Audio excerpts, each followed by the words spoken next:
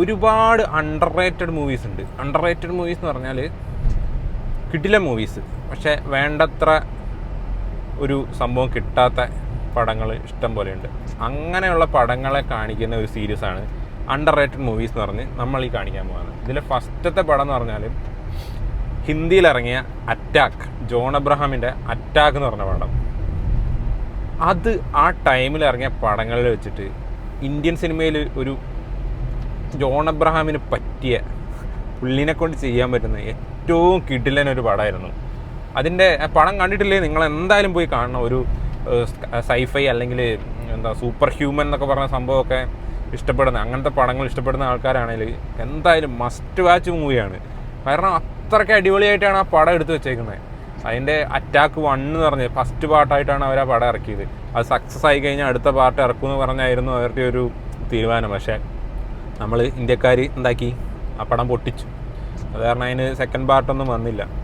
ഇപ്പോൾ നമ്മൾ ഇംഗ്ലീഷിൽ ഹോളിവുഡിൽ എടുത്തു കഴിഞ്ഞാൽ ഒരുപാട് അങ്ങനത്തെ പടങ്ങളുണ്ട്. ഇതിൻ്റെ കൺസെപ്റ്റ് എന്ന് പറഞ്ഞാൽ ജസ്റ്റ് ഒരു ഹ്യൂമൻ, എക്സ്ട്രാ എബിലിറ്റീസ് ഉള്ള ഹ്യൂമൻ, സൂപ്പർ ഹ്യൂമൻ.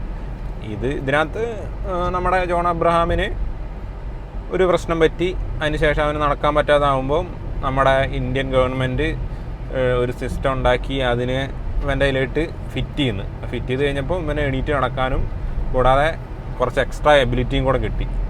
ഇതിൻ്റെ തലച്ചോറിലൊരു നമ്മുടെ അയൺമാനിൽ കാണിക്കുന്നില്ലേ ഒരു AI ഇല്ലേ, എന്തായിരുന്നു അതിൻ്റെ പേര്, അതേപോലെ ഒരു സംഭവം ഇവനും ഉണ്ട്. അപ്പോൾ ഇവനോട് മാത്രം അത് സംസാരിക്കാൻ പറ്റും. പിന്നെ എവിടെ പോയി കഴിഞ്ഞാലും ഇവന് വേണ്ട ഇൻഫർമേഷൻ എല്ലാം അയൺമാനി കാണിക്കുന്ന പോലെ തന്നെ ഇങ്ങനെ മുമ്പിൽ വരും. അതേപോലത്തെ ഒരു സെറ്റപ്പ്. എന്നിട്ട് ഇത് സോൾജറായിട്ട് നമ്മുടെ പാർലമെൻറ്റ് അറ്റാക്ക് ചെയ്യാൻ വരുമ്പോൾ അതിനെ എങ്ങനെ തടയുന്നു, അങ്ങനെയുള്ള സംഭവങ്ങളൊക്കെയാണ്. ഈ പടത്തിനെക്കുറിച്ച് പറയുകയാണെങ്കിൽ ഇതിൻ്റെ ഫസ്റ്റ് തൊട്ട് ഇതിൻ്റെ വിഷ്വലാണേലും ഇതിൻ്റെ മ്യൂസിക് ആണേലും ഇതിനെ അഭിനയിച്ചിരിക്കുന്ന ആൾക്കാരാണേലും എല്ലാം കൊണ്ടും ഒരു പക്ക അടിപൊളി മൂവിയായിരുന്നു. പക്ഷെ എന്തുകൊണ്ട് ഇത് പൊട്ടി പണ്ടാരടങ്ങി, അല്ലെങ്കിൽ ഇതിന് വിചാരിച്ച ആ ഒരു ഇത് കിട്ടിയില്ല എന്ന് എനിക്കറിയാൻ പാടില്ല. അത്രയും ആ റോള് ചെയ്യാൻ ശരിക്കും ജോൺ അബ്രഹാം പെർഫെക്റ്റ് ആയിരുന്നു ആ പടം.